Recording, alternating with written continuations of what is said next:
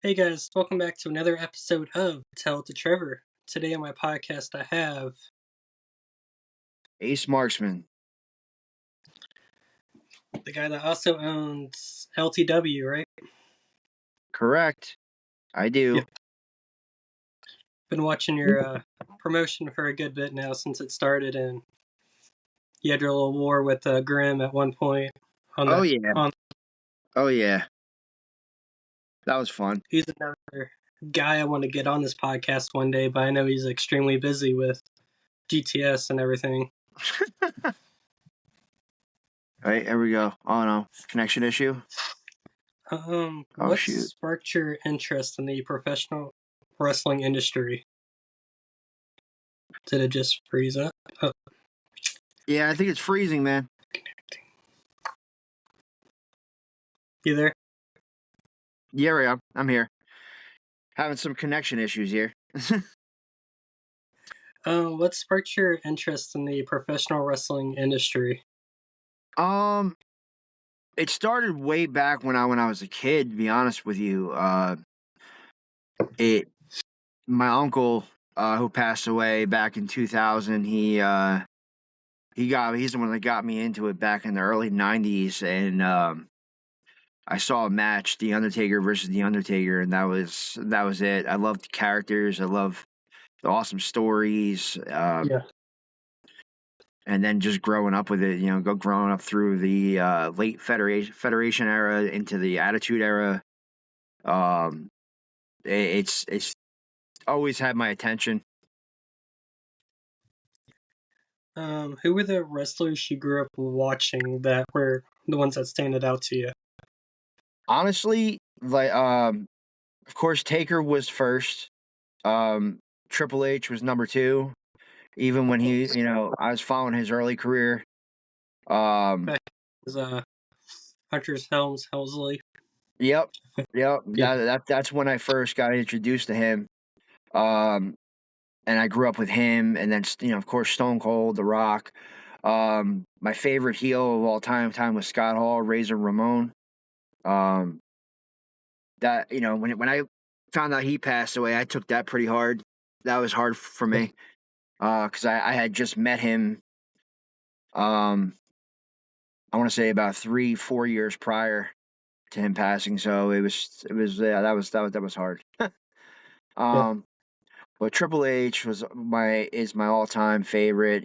Just seeing his work ethic and how he puts his all into everything. Now seeing him run the brand itself and seeing all these stories come together, it's phenomenal. Yeah. How did you get started in the wrestling world? So as a young kid, mostly everybody I know has done this when we're young. They wrestle with their friends in their backyard. So I did that back in 2001 with my buddy, and a couple of our friends would just go out there and beat the crap out of each other and come out to like Austin's theme song, The Rocks, stuff like that. And it was about 2010, shortly after I enlisted in the Army. I had just gotten back from my basic training AIT, and I was like, you know what, I want to do this for real. So I went and I joined ECW refs, Jim Molyneux School, OTW. I started there. I was actually training there with ROH star Brian Johnson and also AEW star Nick Camarado. Okay. I was there when Nick Camarado walked through the doors. It was crazy. And then I was there for about a year, and then I went from there to the Monster Factory, and I got some training there. What was your first wrestling match like?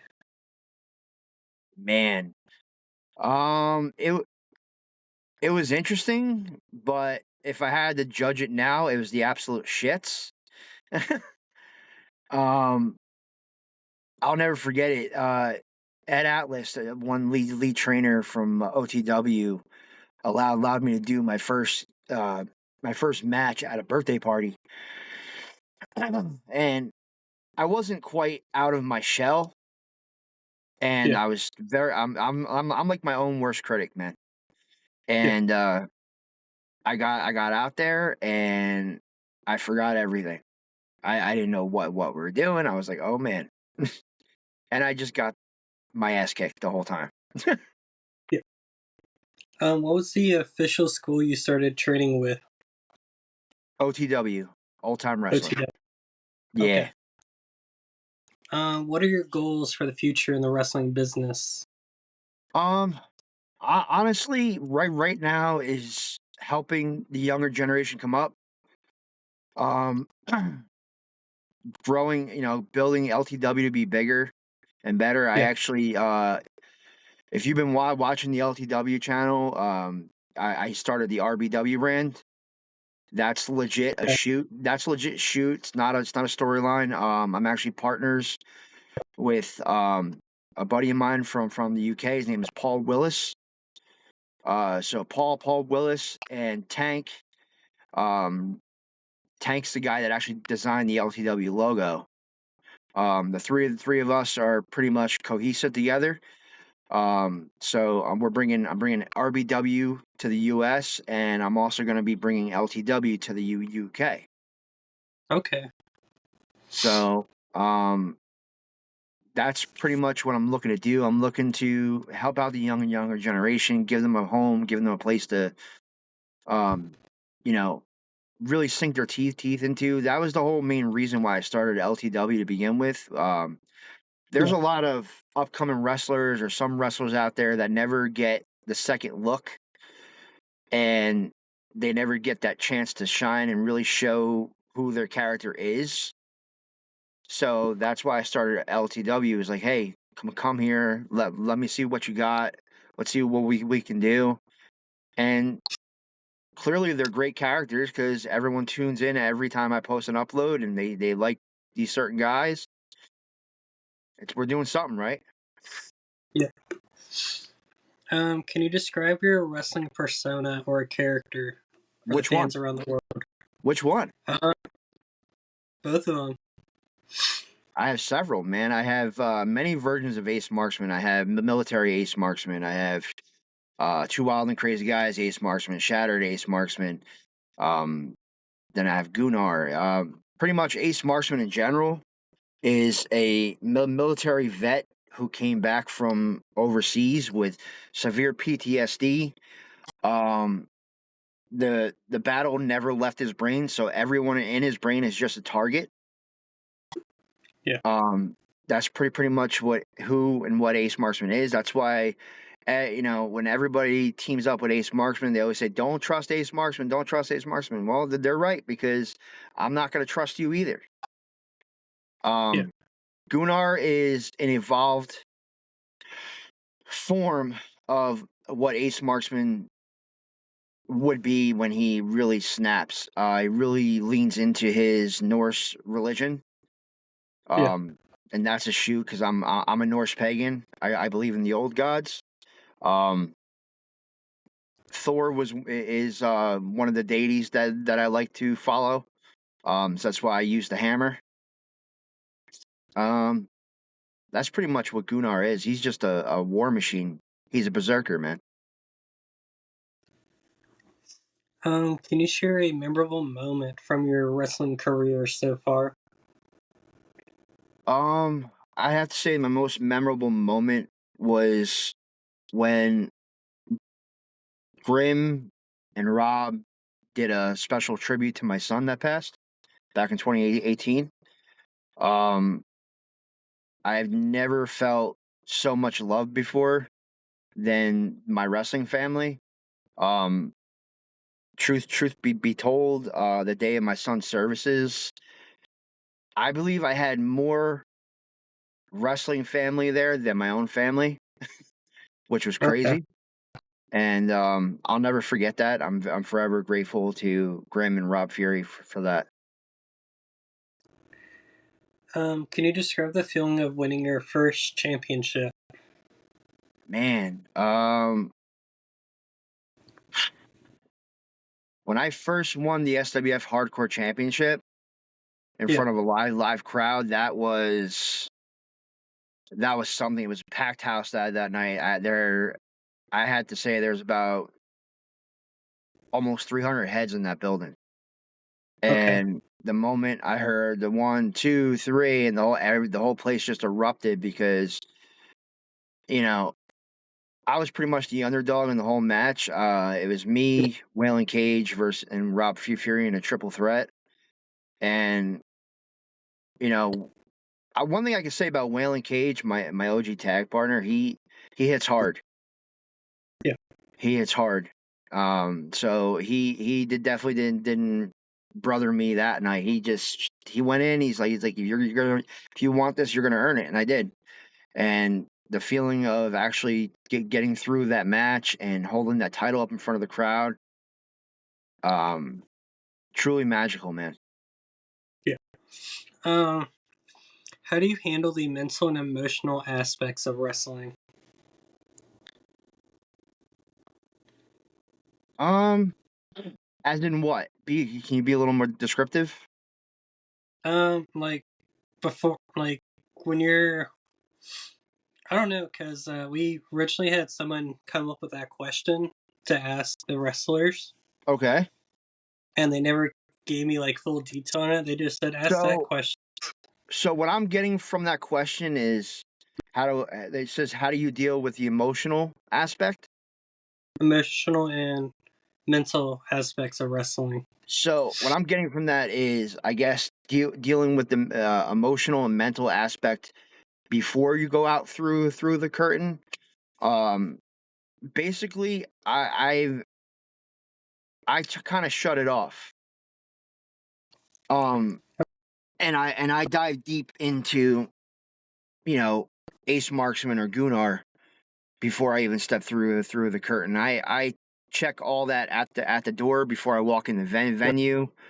Um, Perfect example. My ex-wife. You've probably seen her on my old vlogs, Shannon. Her and I, got divorced. We were going through a rough time, and I can think of several times where we'd have a big, huge argument, and it would just destroy me knowing that I had a show that day, and I'd be in the wrong mindset before going in there. But still, like a true professional, I got out of my car, shut it off, went in there, had a smile on my face, and did what I had to do. Yeah, When you love this business and you devote yourself to it, you find a way. yeah. All right, so we're gonna start this segment called Trev Shock. Currently, Corey Dillinger holds the record for the most quickest time you can answer the questions Okay. of 35 seconds remaining. Um, so you get 50 seconds to answer 6 questions. Okay. Um, so I'll start the timer after the first question. You ready? Let's do it. All right, let me get the timer set up. Okay. Favorite pre-show snack? Oh man, Red Bull and donuts. Pre-show song? Kanye West, amazing. Favorite wrestler growing up? Triple H, Favorite sports team? Jets, Favorite color? black and blue. Favorite type of music? Metal. Metal? Okay. So I can officially say this now on the podcast. We have a new record holder, Ace Marksman, Yeah, by D, beat one that, second. bro. I'll have to shoot him a text message saying Ace just beat your record. You'd be like, God damn it. Even though he's going to see me in November. We're doing a WrestleCade this year. Nice. Yeah. I hit him up after we recorded, and I was like, "You want to go to WrestleCade as like a wrestler?" And he was like, "Sure, why not? Let's do it." Hell yeah. Good So we stuff. got people from North Carolina. We got a guy from Florida, and Corey. Hell yeah. Since Corey travels all over the place. He's a maniac, I know. Yeah. He gets it though. He's got that hustle, man. Yeah. What is the biggest challenges of being a professional wrestler outside of the ring? Learning to juggle wrestling with real life. Okay. That's the biggest thing is trying to juggle the two. Wrestling. Being in the wrestling business, it's like being in an emotional relationship. You get what you put into it, Yeah. and there's always somebody there ready to take your spot. Yeah. Let's see. What is your favorite hobbies outside of the wrestling world? Weird thing. I collect coins. Okay. I collect coins. Game. I'm also a musician, so I dabble with a lot of music, metal and rap. Um, that's pretty much it. Um, how do you feel about the wrestling business side and how promotions shape the storylines? Um, I feel like some promotions should do more than just uh a bi-weekly. Oh, I'm sorry. Let me retract that. A bi-monthly show. Um, because I feel like not every fan is going to go to each show, and they're not going to know what's going on via storyline line wise, which is why LTW puts a lot of effort into creating episodes every week for fans. Yeah. Um, if you could wrestle any legendary wrestler from the past, living or dead, who would you choose and why? Oh man,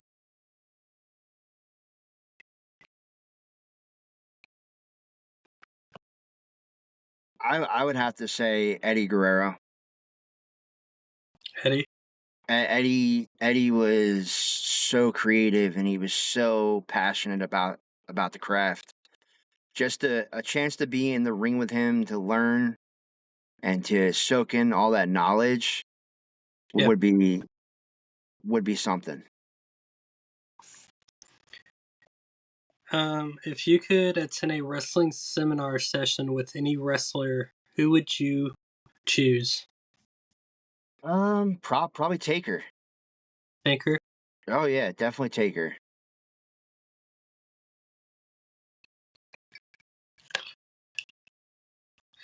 Um, if you could have a wrestling legend as your mentor, who would you choose?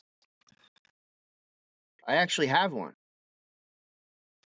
I have Okay. uh I have Bill Pierce. Okay. Bill Pierce was in WWE a long time ago. He wrestled Undertaker. He wrestled all kinds of stars back in the day. He's been a great mentor for a long time.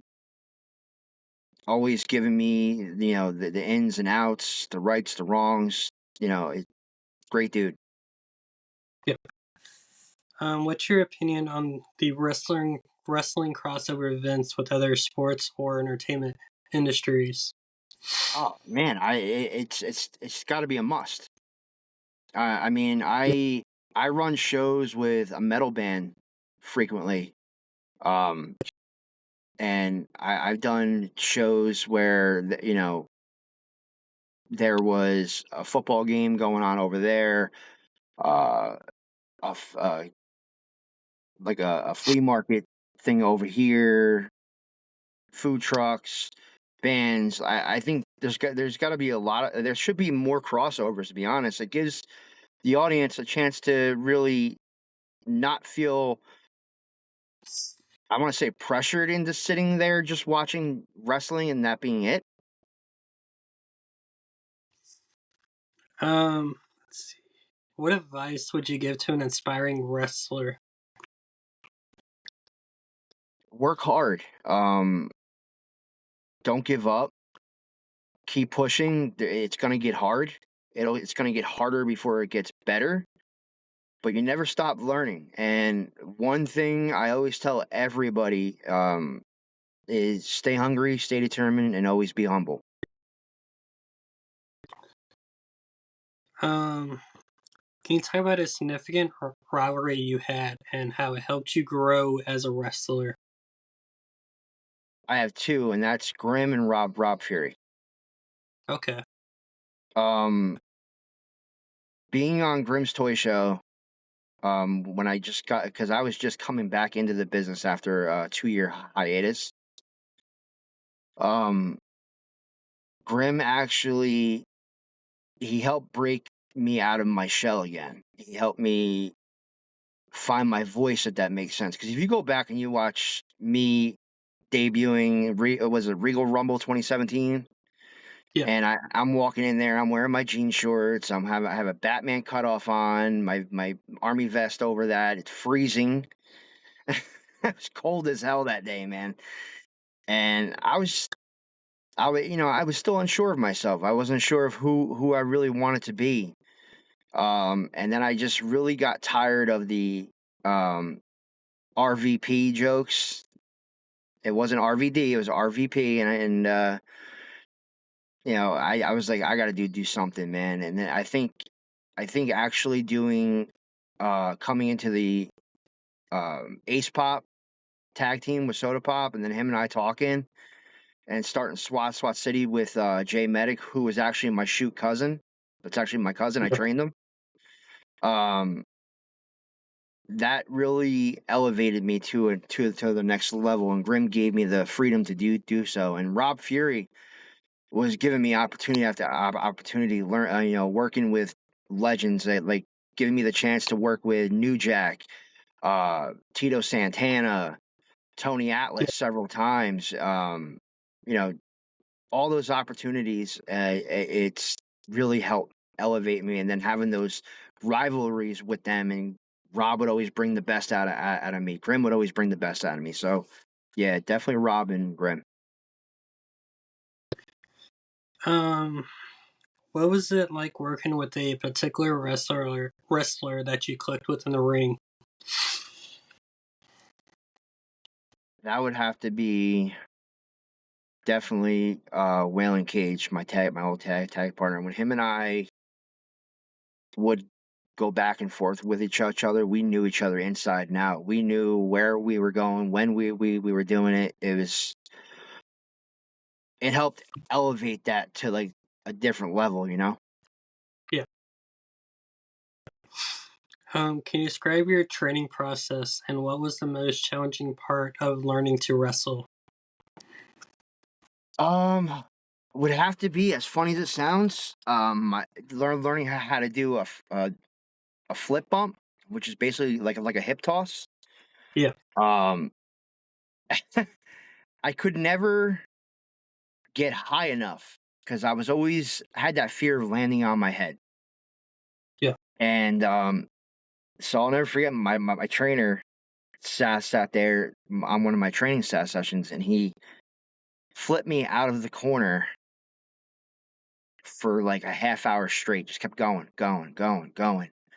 Yeah. Um, so that would be one. My second would have to be cardio. So I was doing heavy cardio training. My biggest problem was my diet at the time. I was constantly snacking. Let's see. What is your favorite gear that you have ever had made? My favorite gear Yeah. would have to be my first custom pair of tights that actually have Marksman on both sides of the legs. They're black with two X razor blades and my name Marksman written in red. Those are actually put away because I wrestled in them. I want to say about 7, 8 times, and I started noticing the red lettering or was already starting to crack.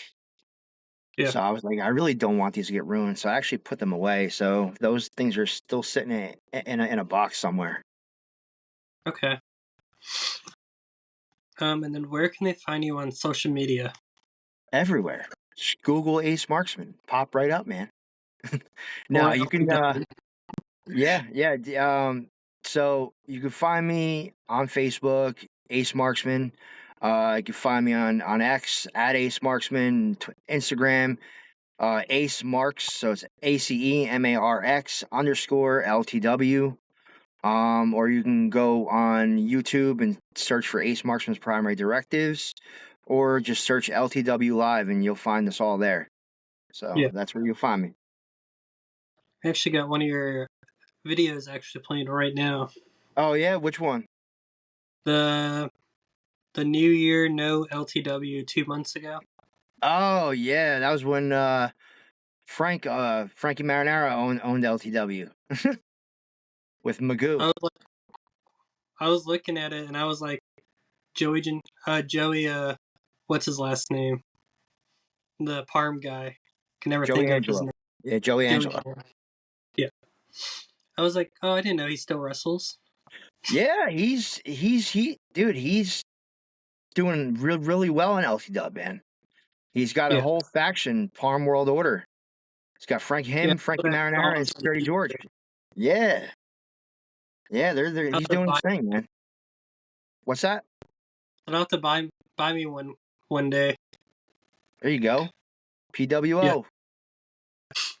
Yep. Not NWO. PWO. Exactly. There you go. All right. Thank you, Ace, for being on the podcast today. Anytime, man. Anytime. Thank you for having me, dude. I really appreciate it. I can't wait to throw it in Corey's face now that I beat his record. I just texted him right after he broke it on my on the phone that I used to text everybody on. I was like, Corey, I don't want to break it to you, but your record got beat. Oh, that's funny. Beat your record too, and he was like, whoa, by how long? And I was like, 1 second. Damn. Yeah. And then some Um, guy before yours tied with Corey for the record. wow. And I texted him that I was like, Ace Marksman just beat your record, and he was like, I need to redo my episode. There's no redos, man. Exactly. You just got beat by the 29-time GTS Hardcore Champion. Exactly. For me, I lost count of how many times people win belts on that show. Yeah. Yeah. Too many times. Just Well, let's see what happens when SWAT City shows back up. yes. All right, I gotta get ready for my next episode. So, You got it, guys, Trevor. Thanks. see you guys next time if it works. Yes.